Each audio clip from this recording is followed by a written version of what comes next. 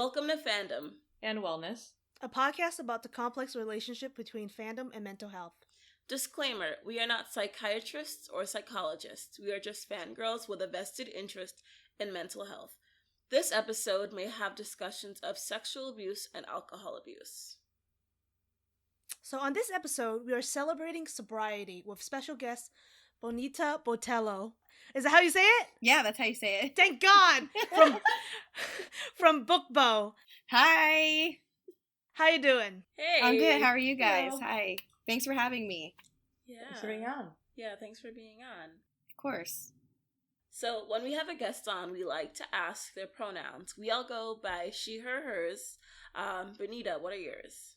She, her, hers as well. All right. I'm going to try to not clap every time I talk.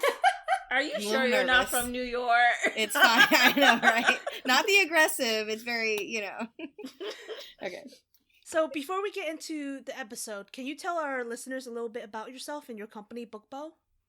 Yes. Hello, listeners. If you're not familiar, my name is Benita Botella, and I own a little company called Beau.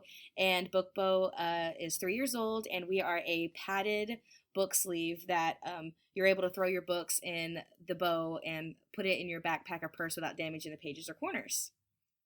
And just so people know, it's spelled Beau as in B-E-A-U, right? Correct. Yeah, Beau, B-E-A-U. Yes.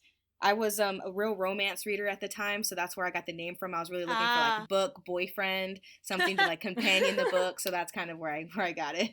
How French. Yeah, or thirsty. I don't know. Whichever. Or thirsty. That works too. Speaking of thirsty, no, I'm just kidding. Speaking of thirsty, you don't want to see what's on my Instagram. Instant follow, girl. Instant. You missed our Avengers episode. Okay, that's hilarious. So I asked Jenny to invite you on the episode because I know Beau and Fanmail have worked together before. I had heard you on the Sartorial Geek podcast talking a little bit about your journey with recovery and how you started your company after becoming sober. And you mentioned on the episode that you really wanted to be on a podcast talking a little bit more in depth about it. Yes. And so I was like, okay, like I knew when I started the podcast that I was going to want to have a Soberversary episode for myself, and so I was like, oh, she'd be a great guest. Also, because I just moved to Texas, I like secretly want to be friends with you. So. Hey, so you say no more, you're in Austin. You know, and I'm really glad that you mentioned that because I was actually just telling a friend too about like coming on a podcast to talk about sobriety, and he was like, oh, are you open about that? And I'm like, yeah, actually, and I feel like that's why I was asked. Like anytime I have an opportunity to talk about it, I talk about it. Not because like my story is like crazy sad, it's just a normal story. Like it's a regular story. And so anytime I have an opportunity to kind of just like openly talk about it and like let people know that like, for example, I was just saying how a lot of people feel shame. Yes. And whether, it's something that's happened 2 years ago, it might still be something that people are embarrassed of. And I'm more proud of Me too. my accomplishments now. And I want to talk about it because I know if I would have heard this story 7 years ago, it might have, saved me a lot of heartache. So I'm definitely always about talking. So thank you guys for having me. I'm very excited. Thank you for being on. Yeah, I try to talk about my alcoholism a lot to destigmatize it. And I found that it has helped a lot of people. I've had a lot of people message me to ask for advice, which I don't like to give unsolicited. So if you 100%. Want advice, please message me because I will not just unsolicited give you advice. Well, I mean, because it's no point. I mean, like, a lot of people do it just to do it. And it's kind of one of those things where, I take it very seriously. And the time that I go into talking about my sobriety, I hope that someone takes it just as seriously. And so yeah, I second that. Yeah. So the way I want to start the discussion is by saying my name is Danielle and I am an alcoholic. The day this episode airs will be my 7 years sober. I also think it's important to reiterate that I'm a recovering alcoholic, so my experiences should not be likened to someone recovering from other substances, as the process can be very different depending on that substance. Yes. Yeah. So, Benita, are you comfortable sharing your relationship with alcohol and how you knew you needed to quit? Yes, 100%. Open, ready. Let's get it. Hang on. Put on your hats, guys. It's going to be a wild ride. No, just kidding. So, I guess like basically, when did you know you needed to quit? So, I knew I needed to quit when I got a DUI. There was a lot of things like leading up to where it was just like every time I was like, I'm, that casual, I'm never drinking again.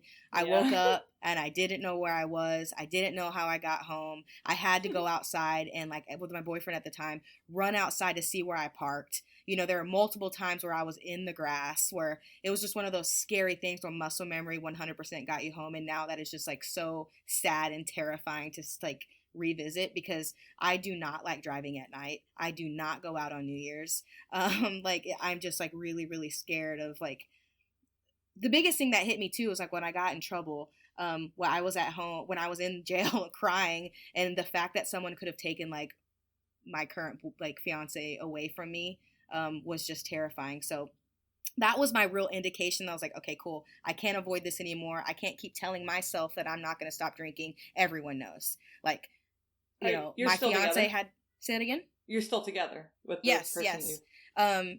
And I couldn't do it without him. He's been the Right. reason I've been able to stay sober, and he actually has not had a lick of alcohol since I haven't. That's awesome. My yeah, husband and is that's also definitely sober. been one of the key successes, which I know we'll touch on later. But that was it. And then I was like, cool, like I will not be drinking and driving anymore. It was my first offense. I had to get a breathalyzer on my car. I had it for 18 months. I was quarter pointed these classes, and it was a group and individual sessions. And I was like, cool, I won't drink and drive anymore. Cool. Fast forward to a week later, I was at a Rangers game and I was so annihilated that I went home. Someone picked me up. I went home. I got up to go to work at 7 a.m. and I blew my breathalyzer and I got a violation because I was so, excuse my language, fucked up from the night before Okay. that You can curse. it went off. And so I was so scared. And it actually happened 2 days later. I went out again. And, it's just like I clearly had a problem and I had to face my probation officer and they had to call the judge right in front of me. And that basically scared the shit out of me. I ended up going to these group things and I signed a paper saying I would not drink during the course of this class. And I, for once, held up my end of the bargain. And I had a great counselor and it was the first day of the rest of my life. So the system Wow. really worked for me. Yeah. That's incredible. Yeah. But, I had to want it. I was in there and I knew I didn't belong there. I was in there. It was court appointed. So you can imagine what that was like. I was in there with people who had pulled up in Mercedes Benz and suits. And then I was also in there with people who couldn't stay up because they were on, like methadone or, had gotten caught because their kids were driving with them and they had all kinds of drugs. I mean, it was like all walks of life. And I was like, I do not belong with this crowd of people. And I just got really lucky with my counselor. And she really helped me like see the light. So, wow. Yeah. Yeah. It's funny because you're talking about how like, you just like kept repeatedly getting like knocked out of the park drunk and like knowing you needed to quit. And like, that's exactly what it was like for me. Like, I must have like posted on Facebook and stuff so many times, like, oh, I definitely like, I need to stop drinking. And like, I would basically just like, make promises with myself that I knew that I couldn't keep. Yes. Like about like the New Year's before going sober, I said that I would only drink at friends' birthdays and at shows, like concerts. But then I immediately went on tour for a month. Oh, well. So it was like, yeah, so it was like, okay, that doesn't make any sense. Right. Well, and that was the thing. It's just a matter of broken promises and like letting yourself down, and now that I'm sober, that's kind of one of the things, like the self-love thing that I've like really understood, like how much we deserve these things and can't let ourselves down anymore. So yeah, I hear you. There were many times where I promised that this was it and it wouldn't probably be a few hours later if someone called. I just had absolutely no self-control, just zero. Yeah, I probably blacked out a good 100 times before I quit drinking. I don't know how often you blacked out, but... I mean, I don't know. I was blacked out. Yeah. Yep. Well, I mean, you want to keep it real. So many times. Not okay. Not okay. No. Yeah, the last night I ever drank, I just remember drinking, like, I bought, like, a handle of, like, very dirt cheap rum, and I remember it being, like, 9 o'clock p.m., and then I remember being 9 o'clock a.m. Jeez. I don't remember anything in between. So what, like, made you, in that instance, stop? It was funny, I actually, like, I woke up that morning, and I said, I need to stop drinking. And I messaged my best friend, and I said, hey, I think I need to, like, stop drinking. Not realizing I had hung out with him the night before, and completely ruined his night because he had to babysit me while I was being, like, a total, drunk. Yep. Like, shit show at Yeah. Asbury Park. Like, I had no memory of even seeing him. Jeez. Yeah, and he was like, if you don't stop drinking, I will never talk to you again. And I did. I never drank again after that day. Or starting that day. And it's funny that you say that because, like, you know how Jenny was asking, like, what made you... That was my thing. Like, with my fiance, Aaron, it was kind of like, he was like, I deserve better than this. Like, I know that I'm better. And it was one of those things where he had been so patient. I knew he was, like, one of the better things that had happened to me. And I owed it to him. Like, I loved him enough to want to try to get my life together. Like, it was like I was on my last straw with my antics and being irresponsible and ruining his life. And, it was ruining mine. And I loved myself enough to, like, to break the cycle and let it end with me, because I come from a long line of close relatives who have died of cirrhosis of the liver. Like, I can name 5 aunts and uncles off the top of my head, my dad's side of the family, who have died from cirrhosis of the liver. I've been drinking since I was like 12 or 13 years old at the dinner table with my family. I was set up for failure without even knowing what they were doing to me. You know what I mean? Yeah, I started drinking when I was around, like, 13 or 14, and, like, I don't remember what it was not with my family. Definitely not my... Very Mexican, dude. And, I hate to be like that, but it really is. It's like a very cultural thing. Like, we would have birthday parties, and afterward there was a different birthday party. You know what I mean? And it was like adults hanging out and getting messed up. I have fond memories of my mom beating my grandma up, like, just in drunken rages and fights. Like, I mean, it's just so sad to think about. Oh my God. Yeah, I think mine was just, like, kind of like being raised in suburbia. I was born in, like, suburban New Jersey, and there's nothing to do other than be a brat with your friends. Yeah, so I just, like, started drinking pretty early. But then, like, my relationship with alcohol is very intertwined with sexual abuse, because I basically, and I didn't realize it until I was, like in my mid-20s. I had a partner who had been raping me from the age of, like, 17, and he would, like, get me blackout drunk, or as close to as possible, in order to do whatever he wanted to do, and I would, try to fight him off, and it just wouldn't matter. Sorry, obviously difficult to talk about. No, yeah, take your time. Thanks for sharing. So I think a lot of times people don't even realize how much, like, abuse and alcohol, like, sexual abuse and alcohol are intertwined with each other. So basically, like, in order to be able to, like, handle being, like, sexually assaulted and raped, I have a hard time saying raped. I understand that is what happened to me, but it's still a very difficult thing for me to say when I'm talking about myself. Sure. If you're someone who is being sexually abused in a relationship and there is alcohol fueling that relationship, a lot of times, or at least with me, basically, like, I just would drink to numb myself to be able to handle what I knew would be happening. And it was just like, it was just it was like 7 years of this, and it took me until a friend basically, like, told me I was being raped, because I had never really told anyone what was happening. And then I remember, I remember eventually trying to like break away from that relationship, and I moved to San Diego. And I remember like blacking out and having like a one night stand there, and it taking me like 2 hours to find my apartment when I lived 2 blocks from my apartment. And like I had like met some guy at the bar, and he like I woke up like naked with this man, and like he like told me how like that it took us like 2 hours, and that I was like so blacked out he didn't know if we would like make it back to my place. And I'm like, in my head I'm like,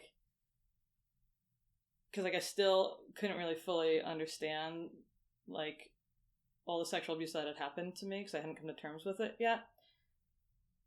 Like so I didn't even understand really like, well, why did this person like have sex with me if I was like so unconscious? He basically had to walk me home. Mm-hmm. Yeah. So it's just like all these different scenarios like this where alcohol was just kind of like used as this tool to numb myself, because I couldn't handle like coming to terms with sexual abuse that I was facing. Right. And then basically when I went sober, I also went celibate, and I basically just like stopped having sex with anyone until I met my husband. Or until I got with my husband, like I guess like 6 or 7 years later. Like 6. Yeah, I was about to say, how long did that take you to like feel like you were in a good place? I went sober at 25.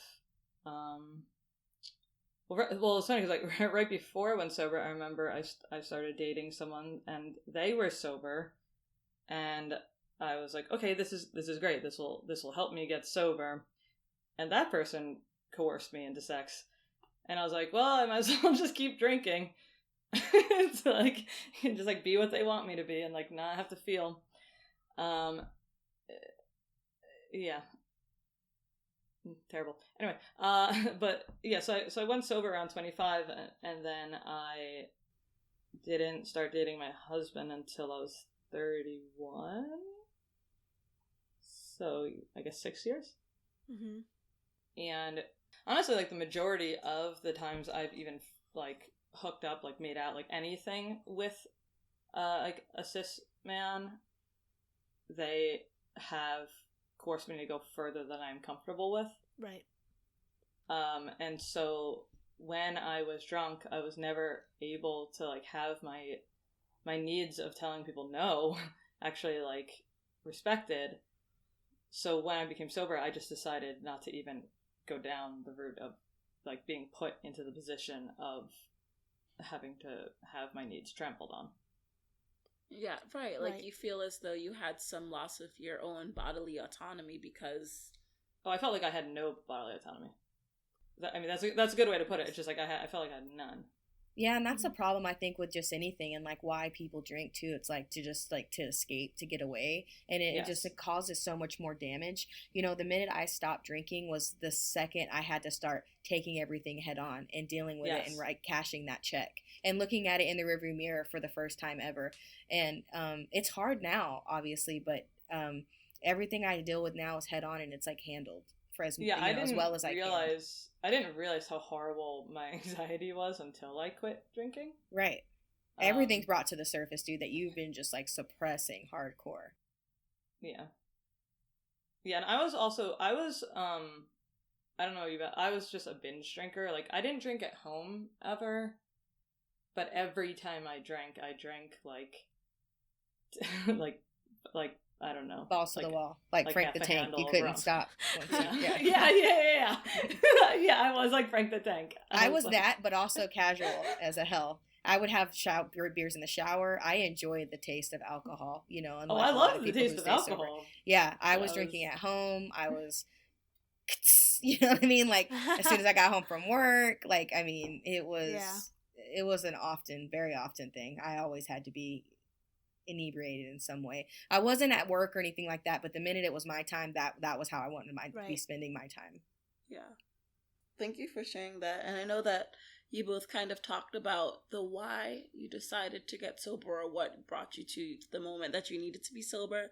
But I'm interested to hear how you both got sober. Like, do you have any helpful tips for others trying to get to that stage in life? Like what? Yeah, I know you, Benita. You talked about like the actual process, but like what in that process, like helped you actually get sober? I can tell you 100% it was therapy. Okay. It was. Hell yeah. I got really lucky with a great fucking counselor, and she was court appointed, was doing it out of the kindness of her heart, and she just was no bullshit, and really helped me see where I was going wrong, and like just like patiently steered me in the right direction. And like I was overworking myself because I had 2 jobs and I was paying for this DUI that was I already didn't have the money for, that I was able to come up with like $17,000 from working my ass off. And then I remember coming in and I told her, I was like, I was at my breaking point. I had worked 30 days straight and I was tired, but I had somewhere to go and talk to. And she was like, let's start a journal. Let's figure out how you're spending your time every second. If you're eating or you're watching your favorite show, like that's your time. And she really, like, I had to do that for an entire month. And I was like, wow, I'm not as tired as I think I am. I am getting quality time to myself. I am. She just really broke it down to me, and I just cannot recommend like therapy enough. And I don't, that's a really bootleg version of therapy. Because I couldn't afford it, but I got really, really lucky. You know, it's not necessarily like you going and sitting down and talking on a couch. It's a matter of finding someone who just you can counsel and like talk to. So that was such a big, important part of my sobriety. Also, myself wanting to meet her halfway. I had to show up every time, and I did. Yeah, that's a big part of just therapy in general. Like, yeah, I mean, I think if without it having so much of like the stigma, I guess, on it, to where like, you know, like you're crazy or whatever, like there's just so much stuff that's not dealt with that you're alone with, whether it be anything heavy or super light. It's just so helpful. Meditation's been another thing that's been really amazing for me. I don't do it as often as I'd like to now, but it's definitely put me in a better place. Yeah, we think everyone should go. Yeah, totally. We all smiled when you said therapy. I mean, I would have never ever thought that I would be someone that said, I mean, and if I can now, actually, as soon as I get more stuff in line, which, you know, is a standard, like making excuses, I would love to find somebody local again to start going just to talk. You know, as you guys being business owners too, this is very lonely. It's very lonely. You know, I'm lucky enough to have a business partner, Errol, but you know, it's like, it's a different thing. You know, you know, I've got friends who work for me now, and I've got to try to find the balance in separating the two and keeping it business and professional, and also respecting them and hoping they respect me and be a friend too.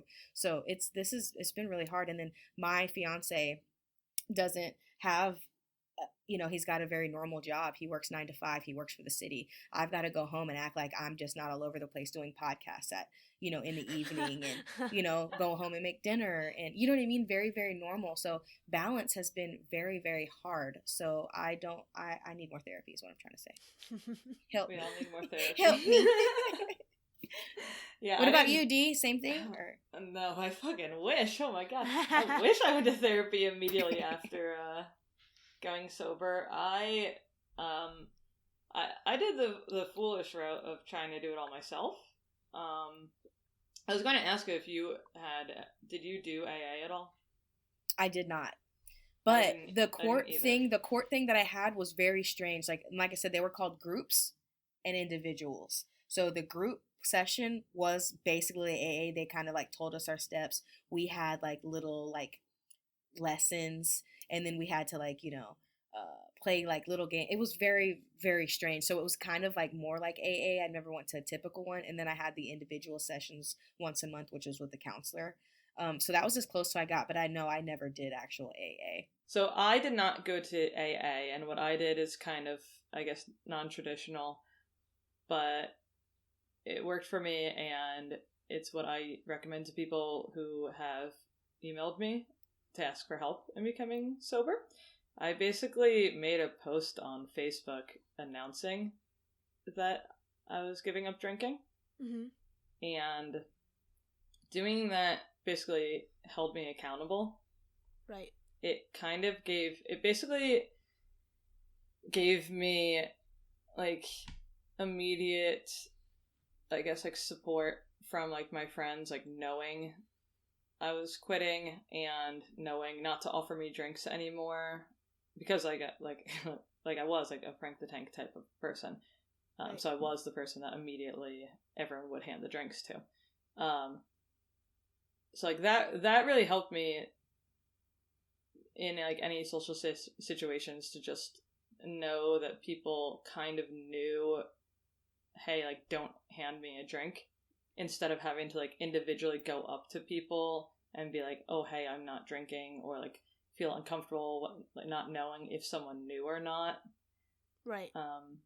So that actually really worked for me, and it also made it really obvious to me who was going to be supportive of me versus who was going to be kind of selfish and try to still get me to drink. Misery loves company. They drop like flies. Yeah, you will find out Sure. who your drinking friends were versus who your friends were pretty quickly once you go sober. I also I started Little Petal like about 6 months before I went sober, but I hadn't done anything at all because I was just drinking all the time. So like once I stopped drinking is when I actually like really like dove deep into it and just started like my alternative bridal line. I also got Nort, my dog, like pretty immediately after going sober. Nice.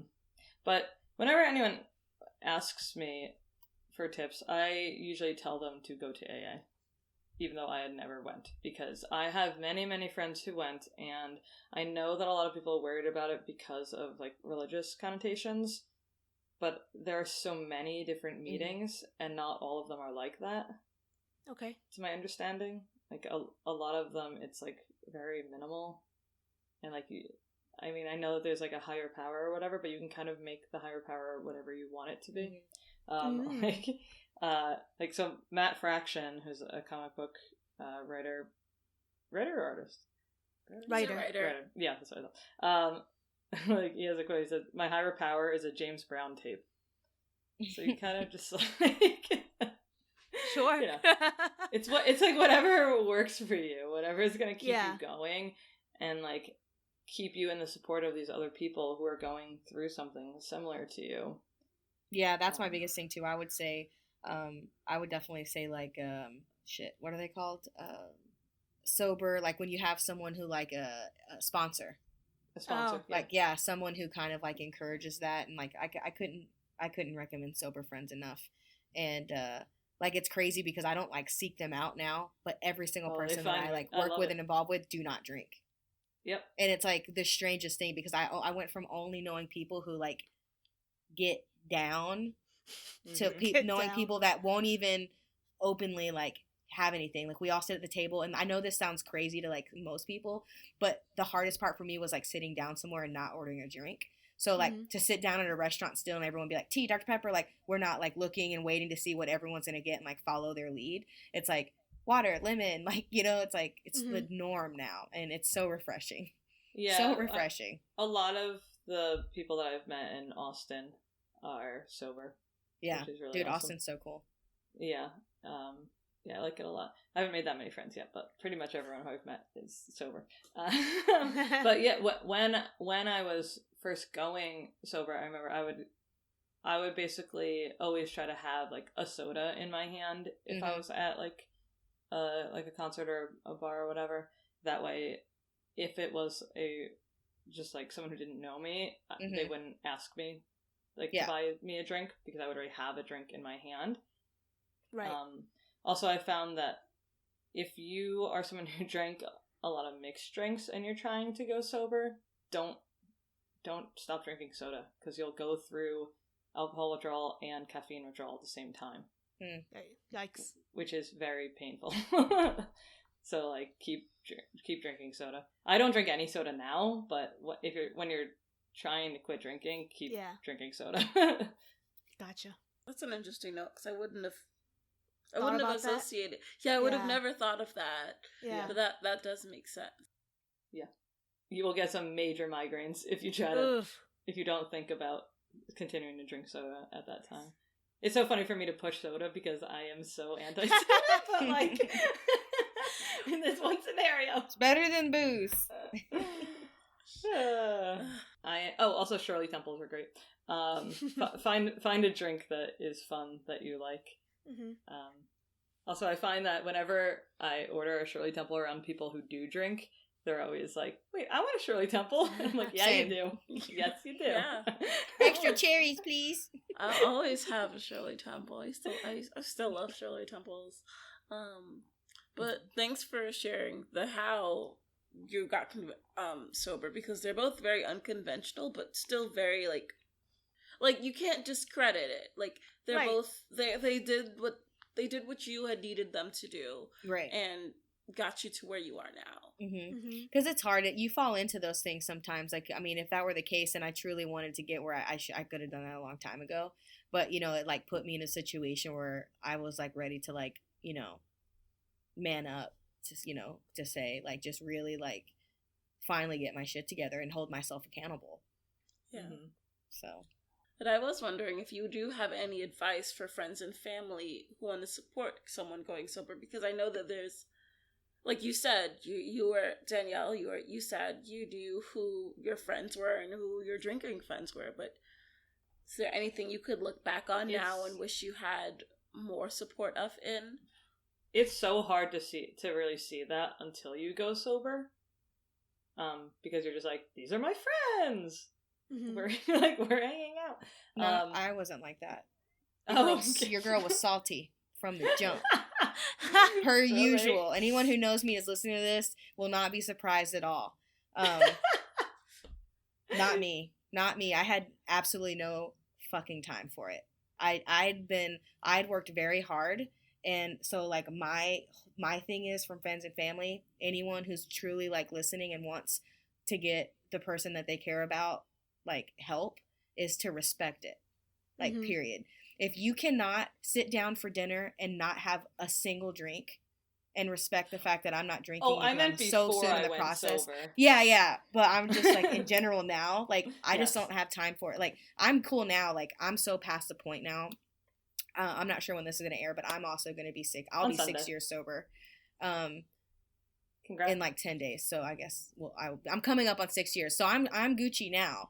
But before, in the very beginning, when I did, like I didn't post necessarily on Facebook, but people around me knew I was sober, and if they like couldn't for like a single dinner just respect the fact that it was like super fresh, then I was like, I just didn't have time for it.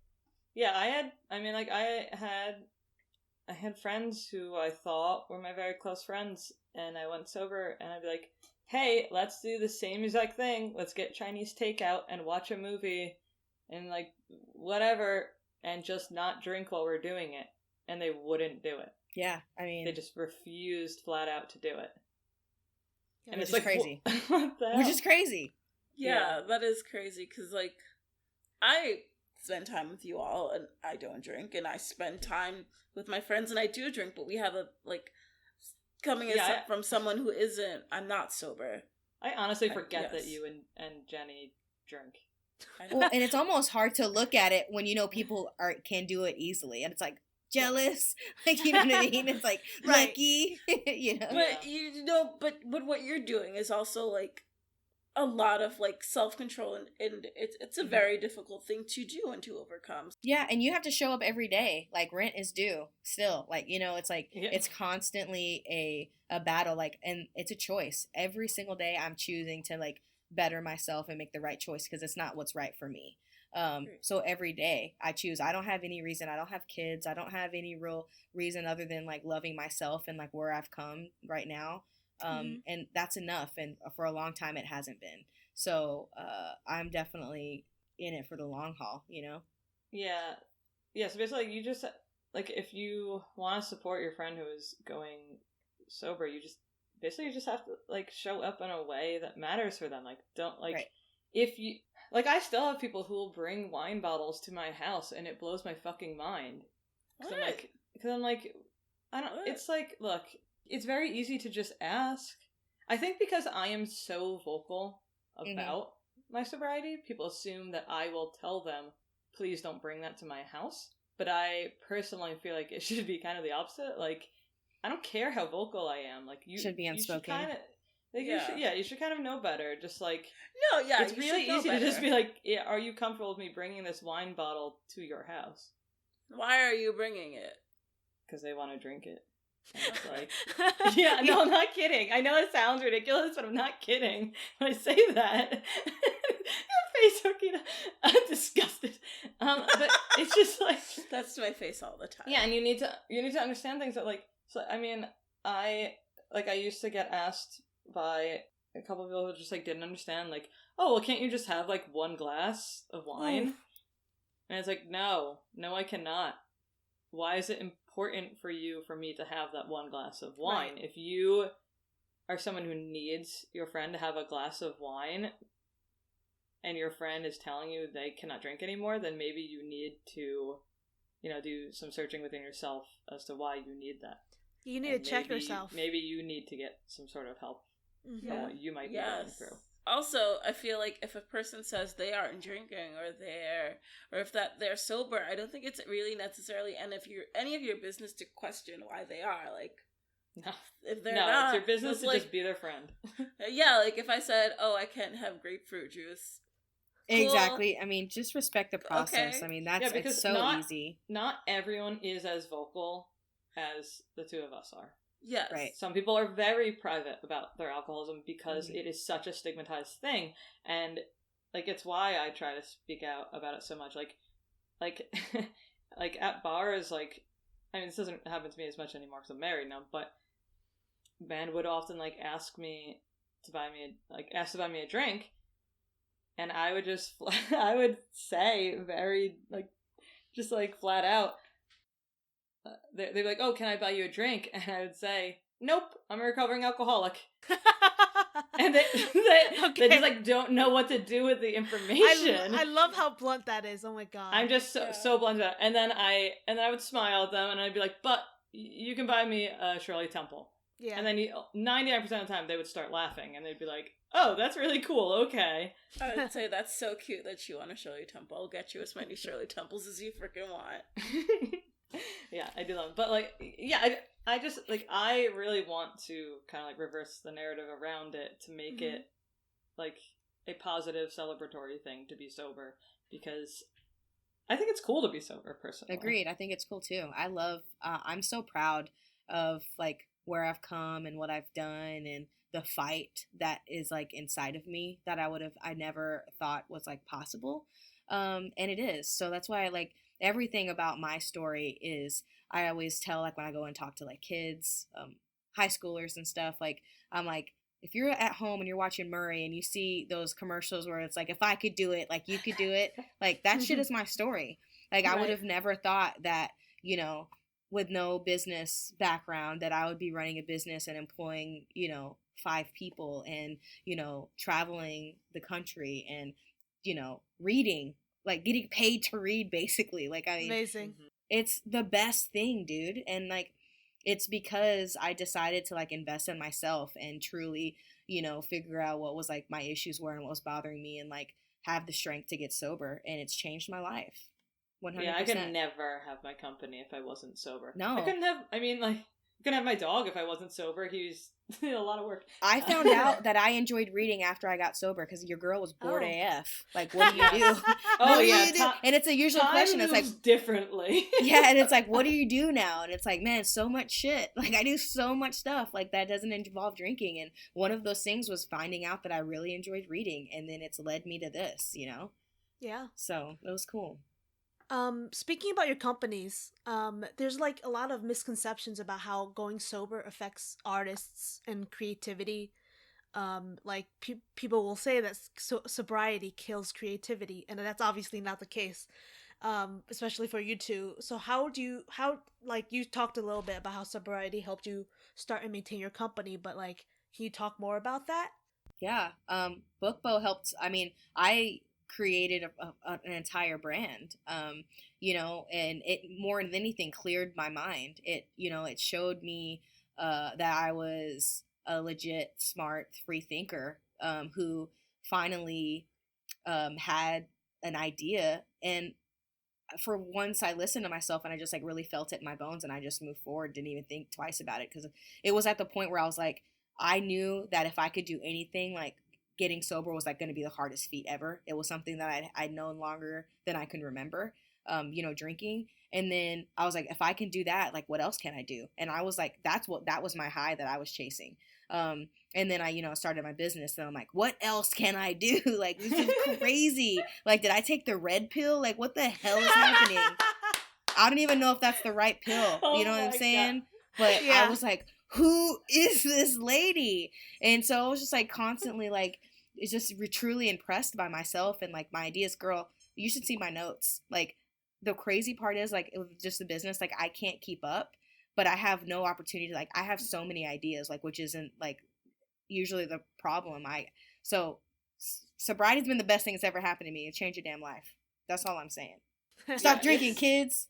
It is so hard, but so worth it. Like I said, like I didn't know I had so much anxiety until I stopped drinking, and I still wouldn't trade that, like, at all. I love not being hungover. I love knowing what's happening every day. I love knowing what I did the night before. I love knowing who I did or did not do the night before. I mean, I didn't have that much sex, but even still, yeah. Just like I've designed geeky clothing for like all throughout college and everything like that, but I had no like willpower and initiative to actually like get it going at all. Right. Like, it wasn't until I stopped drinking that I could really get my brain to focus and want to actually like do all the steps required to actually start a company. And I mean, when I stopped drinking and I really dove deep into my company, I was working like 14 to 16 hours every single day. And people would be like, let's go hang out. And I knew that I couldn't be in like a bar atmosphere for at least a couple months. So just focusing on work and designing and making all these dresses really, really helped me. Yeah, I agree. It opens you up for lots of activities. Oh, yeah. Good, fun activities. Yeah. Yeah, I just, like, and I don't know, like, I know that it's a huge misconception that it's like, oh, it's like people who think, like, taking medication is going to kill your creativity. Mm-hmm. It's like, no, it's just going to make you not want to kill yourself. Yep. Yes. Something I thought about is that sometimes alcohol will give you, like, a confidence, or, like, it'll remove fear in some way. Yeah. Did you ever feel that, right? So, like... Oh, yeah, of course. So how did you kind of... I guess, was the desire to get sober just overpowered any, like, desire to, like, stay like, have that same, like, that feeling of courage that you get when you drink? This is going to be a freaking Danielle question, because I feel like I clearly don't have any damn problem talking or, you know what I mean? Like, yeah. I've always been a little nervous and scared, but I've never not had, I don't think, courage. I think everything that, like, I've been through, like, in the past, like, even the shit we haven't even talked about, has been, I've just got away with people too. I can always read. I'm not scared to, like, jump up and talk to people. So, the fact that I can be more calm in my element and know my product more than anything else, or, like, go up and, like, make new friends, I've never had a problem with that. So alcohol always just made me lose friends, to be honest, because you can imagine me with an alcohol. Your girl's annoying as hell. Just saying. It's the best thing that's ever happened to me. I was a weird mix of, like, fun, but also an asshole. So, like, when I look back, I'm like, I don't know how anyone liked me. Yeah. Like, I usually make, like, a sober post every year, and, like, the first couple years, I was just like, how did any of you like me? I was terrible. I was not fun. I don't know why you thought I was fun. How are you now? Like, because you said you have anxiety. You didn't realize you had anxiety. Like, do you, like Jenny was saying, is it harder now? Well, because I just like felt like I had no bodily autonomy for such a long period of my life.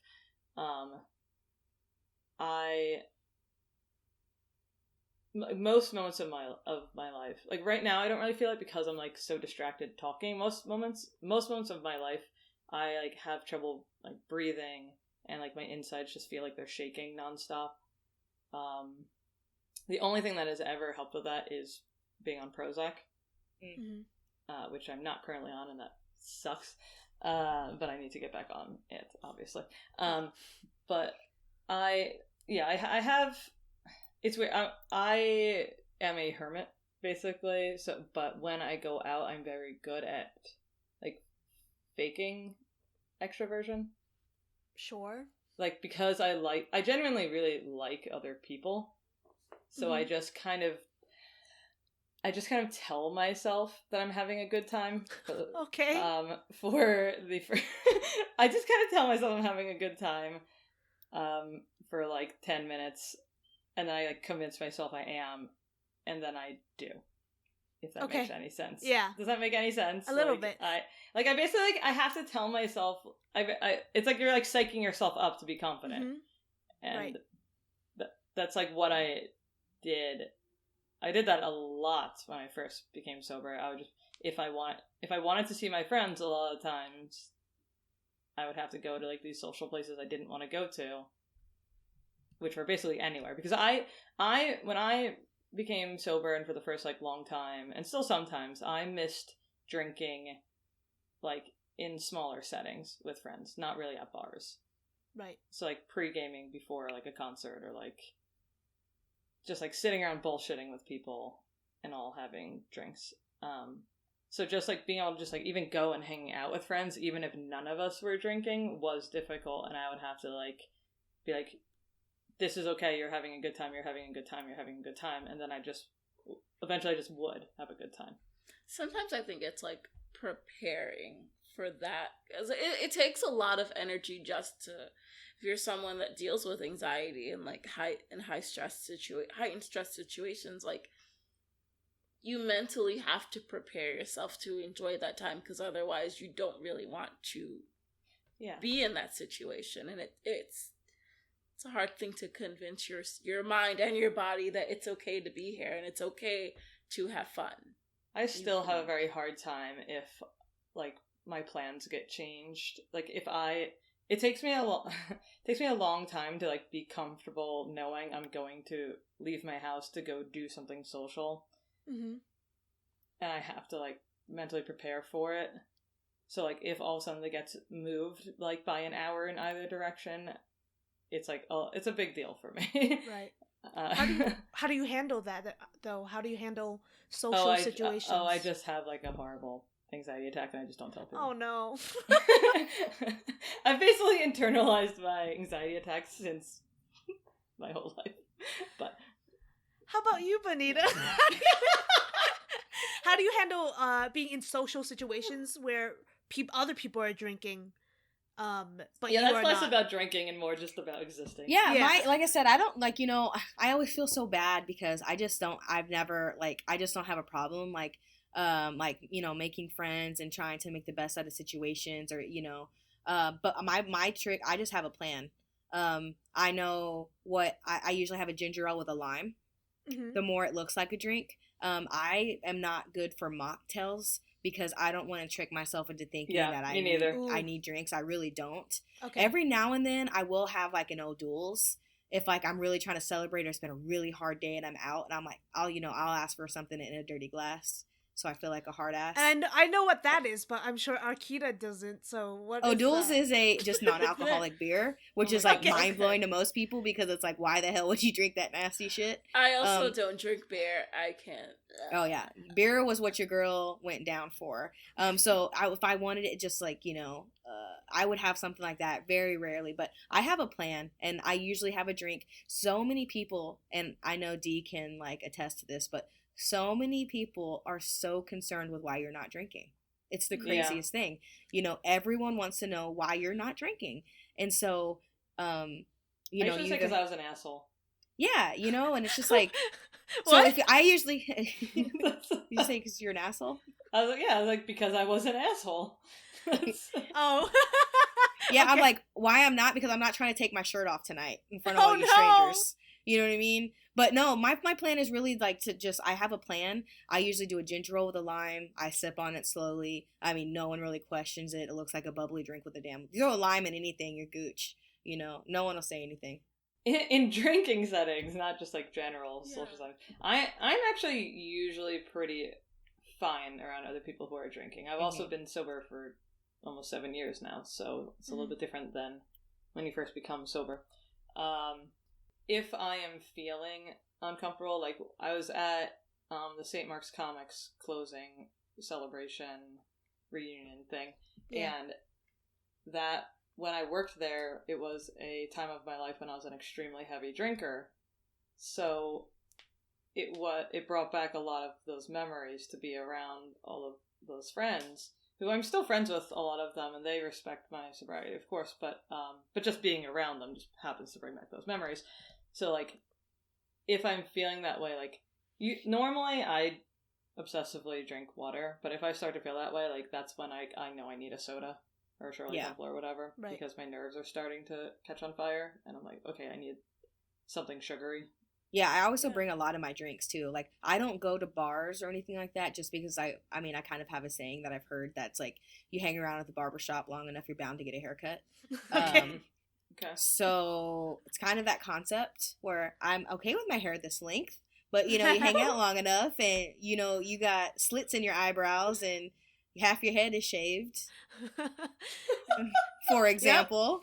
No, so I usually don't put myself in that situation. There's not really many times, but I've been to book signings that I've had after parties, you know, and stuff like that. Or I go to dinner with like potential clients or people that I've like known within the industry, and you know they're drinking. So that's usually like my plan. It's nothing too crazy. And if it's like outdoor or something, I bring my own. Your girl comes double fisting with like waters and teas. Yeah. Nice. Yeah. Yeah, Cool. it's like you mentioned non-alcoholic beers. When I was early into my sobriety, someone brought one to my house thinking like I would want one, and they spilled it on my pillow. Oh no. And my whole bed smelled like Wait. it. And I was like, It's it grossing smells me like out beer. just thinking about it. So I was like, oh, this is great. This is wonderful. This is the nightmare scenario. They felt really bad. Yeah. But they were also really drunk. Yeah, yikes. And I was like, oh, god damn it. It is hard trying to navigate, like, hanging out with people in social settings and not having alcohol involved, because I'm not a sober person, but I've had people, I go out all the time, and I do not, every single time I go out, I do not drink. I think I go out more often and not drink than, I'm trying to figure out the right word for it. You don't have to drink when you go out. Right. Like, I'll go out and I'm like, I'm fine. And I get questioned all the time. And they're like, well, why aren't you drinking? Why don't you want to drink? Mm-hmm. Why aren't you having this? It's the craziest thing. And I'm like, because I don't want to. And sometimes it's like before my dance class. And I'm like, because I have to lift a person that's like 150 pounds, I don't want to drop them. Yeah, I mean, it's the culture, man. I'm sure it was like, I don't know how hard it was in college, but in college when you're surrounded by people, I have people who would be like, they would be like trying to force feed like drinks to people. I'm like, you can't do that. You can't do that. I think it's a learning thing, and I think it's a learning and experience thing. So yeah, sometimes it just takes time for people to like, for that to click. But like, if someone doesn't want to drink, it's okay, and you don't have to like get them to drink or get them to have alcohol, because having alcohol does not equate to having a good time. Exactly. Yes. We live in this society where it's like cool to drink, and basically as soon as I became sober, I stopped understanding why that is, because like I remember a lot of my like personality I felt like was based on the fact that I was able to drink people under the table, and that was so cool. And but as soon as I became sober, I was like, why is that cool? I didn't remember my night. Yeah. Mm-hmm. Like, I don't remember what I said to this person. Like, I don't remember if I made them feel good or bad. Like, right. Well, Within like geek culture, I know that more and more conventions are allowing alcohol within them, and I'm not a fan of that. At Dragon Con, a kid, or whatever, not a child, but whatever, walked by my booth and opened up his, like, rum and coke, and it exploded all over me and my booth. Oh, and it that was super sucks. triggering, because Yeah, I was just covered in rum, and when you are a vendor, you can't go anywhere. You can't go back and shower somewhere. You just have to stand there for the next 9 hours smelling the rum and coke on you when you have been a recovering alcoholic for, like, I think it was 5 years at that time. And so I was just like, and that was my drink of choice. Like, right. And the person just, like, didn't apologize. He just, like, ran off. What? Yeah, luckily I had another dress under my table to change into, so it was just, like, my hair smelt of it.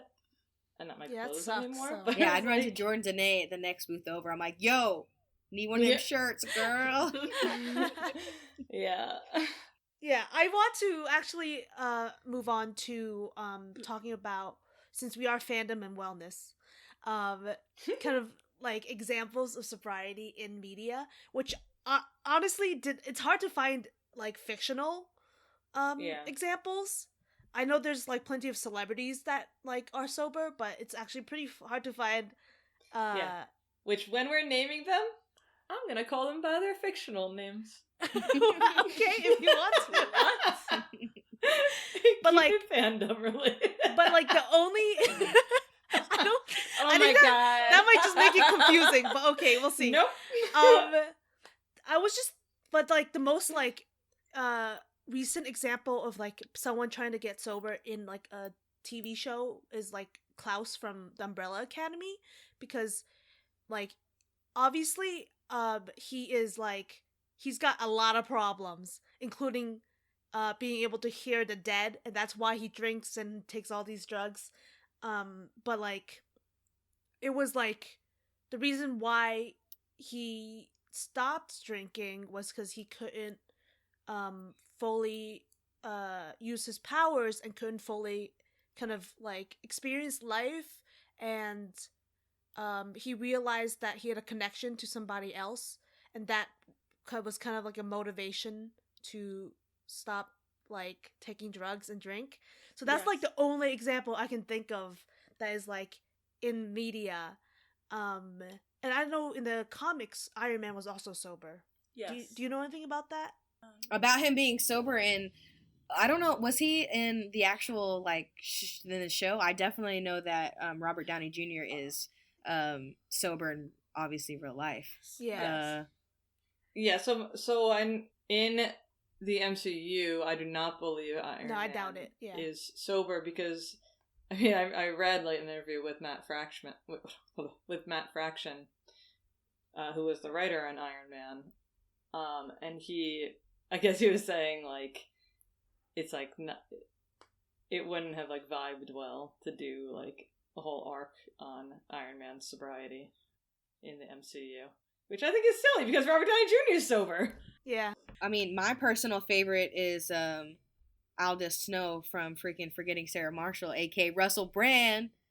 Yeah. Oh, and okay. Yeah, oh my god, that's a blast from the past. I used to be a big fan of Russell Brand. Oh my god.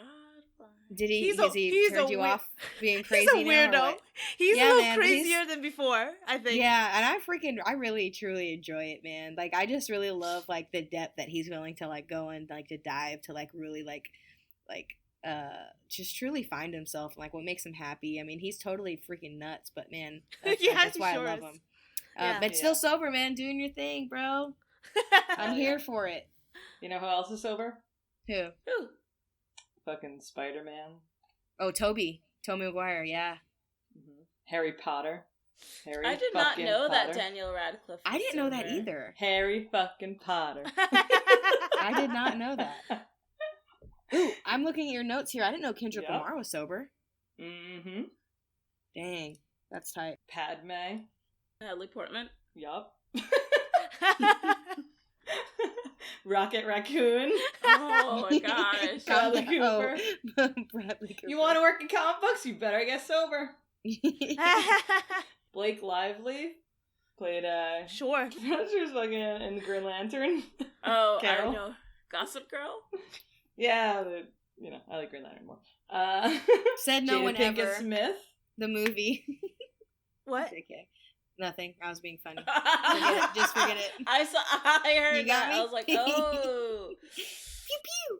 Rob Lowe is like super known for being sober, and he's super hot. You want to get real hot? Get sober. Your skin will get real good. Oh. I mean, look at me glowing over here. It's true. My skin got so much better after I stopped drinking. I'm sure. Samuel L. Jackson. Yeah. Psh, come on. I know. Come on. fucking Ewan McGregor? Yeah. That's a double whammy right there. Fucking Yeah. I mean, Harry Potter it is- and Star Wars. Yeah, no, but this just goes to show you that this can affect anybody at any stage of your life. Mhm. Because Money, no money, obviously. yeah, money, no Mhm. matter where you are, like help is there that you can get. The struggle is real everywhere. That's what you're trying Yeah, to say. exactly. It's That is the everywhere. truth. It doesn't Yeah. discriminate, and I feel like the sooner you realize that you're worth more than what your addiction is telling you, the Mm-hmm. sooner you can get help and get better. Girl, message. Yeah, I'm like chatting with Kelly Sue DeConnick right now, who's the writer on Captain Marvel, and is married to Matt Fraction. Actually, she's no longer on. Oh, she was. Well, she was. Oh, she I'm was. sorry. For She's making it moved on to instead of was. Aquaman. Okay. Girl, But her and Arthur Curry are having a full. Well, she is 19 years sober, and I asked her if she had anything she wanted to say to our guest, and she said, if your life has become unmanageable and you want what she has, find a meeting. Because she went sober through AA. And she said, you don't have to believe in God, you only have to understand that you are not God. Okay. Wow. Interesting. Okay. Pretty great. Those are really deep words. And It's like she's that like a makes- writer or something. Jesus Christ, Jenny. Yeah. So, do you guys have any resources you want to share? Well, I meant to mention Al-Anon when we were talking about advice for friends and family, which is basically, it's a support group that I think it kind of goes hand in hand with AA. It's for people who have, like, loved ones that are alcoholics or drug users or anything like that. It doesn't necessarily mean that the person, or you know what, they might not even have a loved one, they might just be affected by someone who is using substances. It helps them deal with, like, the trauma that they are experiencing. It helps them understand that they can't, like, force someone into sobriety. It helps them have, like, other people to support them. Right. Which is a big thing. That's called Al-Anon, like alcohol. AL space ANON. I don't And really is have it- anything, unfortunately. Go ahead, sorry. I'm sorry, I was asking if it was an app or is it like a meeting space? No, it's similar to AA. Mm-hmm. Okay. It's like a group meeting space Where Okay. you can, all in your area, you just type it in and it'll pop up with like Mhm. all kinds of meetings and stuff like that. Yeah, no one was really a part of my recovery other than myself. So Yeah. I don't really like have any like major tips. I do see you have on here, Jenny, which I'm gonna take from you. I'm sorry. It's okay. But I have the I Am Sober app. Awesome. And that was really, really cool. Like, just personally for me, my biggest thing that I like got the biggest kick out of was like putting in how much money I was spending on alcohol, and then truly Yes. finding out how much I was saving. So the money, and then just like celebrating the little moments. Like, the really cool thing about it in the beginning is they celebrate small milestones. Like, every milestone is important. So whether that was like a week, and then it was like 2 weeks, and then the further you got along in it, the less that it would tell you, you know, how exciting. But it was cool in the beginning because it was really like, I feel like your only friend, and like really proving that you were like doing it. So that was like my big tip. And then just looking up and finding a local like counselor in your area. I cannot recommend it enough. Yeah, it's a big thing with AA and getting sober is taking it one day at a time, which is really important, but I personally believe, and the majority of people that I know that have stayed sober have recognized that it's more of like a goodbye to alcohol. Like, you're not, like, you have to recognize with yourself, like, you're not taking a break from alcohol. You're not trying to build a healthy relationship to be able to start drinking again. This is not a healthy relationship for you. Drinking is not healthy. Or at least for me, it was not. And so, like, when I became sober, the day I became sober, I knew that I was never going to be able to drink again. Agreed. And I'm shocked that I was able to do it, but I did know that if I were to ever successfully be sober, I needed to know I was not going to be able to have a drink one day, because it would snowball into 5 drinks. There's no way it would be, oh, I could have a drink of wine at the bar or like with friends. It's not a thing. Yeah, I know. The minute I got that buzz, it was over. Yep. You know, life's long. Like, if you're, well, because a lot of people, you know, they'll be sober for like 30 days and then they'll have a drink and they'll get really upset because they have to like restart their count. But it's like, you know what? It's okay. It's okay to restart your count. Like, it's okay. Like, okay, so you messed up and you had that drink. It's better to restart your count than to throw your life away continuing to drink when you know that you can't. It's okay. That count is just there for you. It's not anyone else. Yeah. So anyway, so the other resource that I really like is to write love on her arms. I threw a party and raised a bunch of money for it a couple years ago. I like to do things every year on my sobriety anniversary, if that's not obvious by now. But I think a lot of people do. I think the reminder just like feels good. It's like the 1-year chip and the 2-year chip and the but yeah, to write love on her arms, the reason I like them is because they deal with not only addiction but also like depression and self-injury and suicidal ideation, and they donate a lot of money to like treatment and recovery. That's dope. I have to remember that. I also love to write love on her arm. I've been following them since like college. I think college, high school is when I like finally acknowledged that I actually had depression, and I kind of used them as a resource for that. Yeah, they're good for so many things. And I also just feel like depression and suicidalation go so hand in hand with addiction.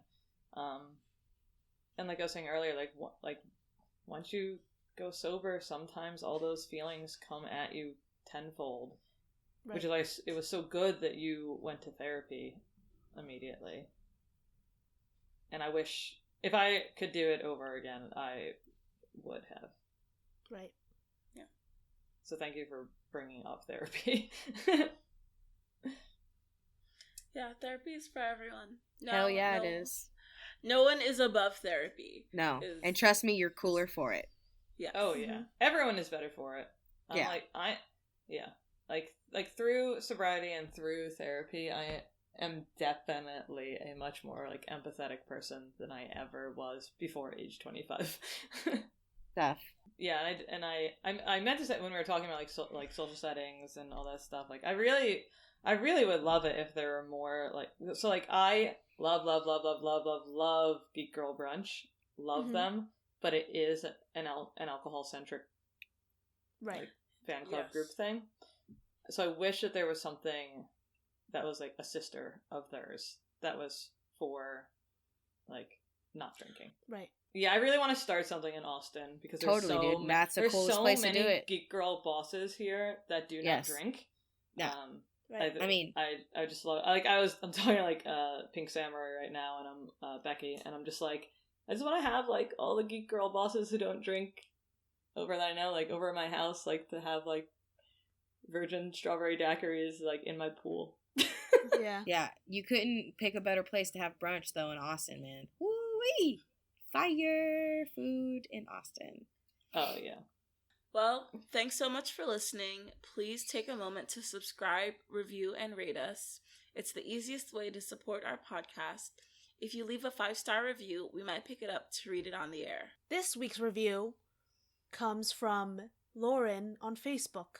Lauren says, I love this podcast. It's really fun to listen to and engaging. I listen at work and it really helps the day go faster. I can't wait to see what this podcast has in store. Thank you, Lauren. We love you. Thank you. If you want to chat with us about the episode, our social medias are Fandom and Wellness on Instagram, Fandom and Wellness on Facebook, and Fandom Wellness on Twitter. And if you want bonus content, you can join our fandom family at patreon.com/fandomandwellness for Patreon exclusive geek sessions. And remember, be kind and take no shit. Yeah, boy. Yeah! Hey!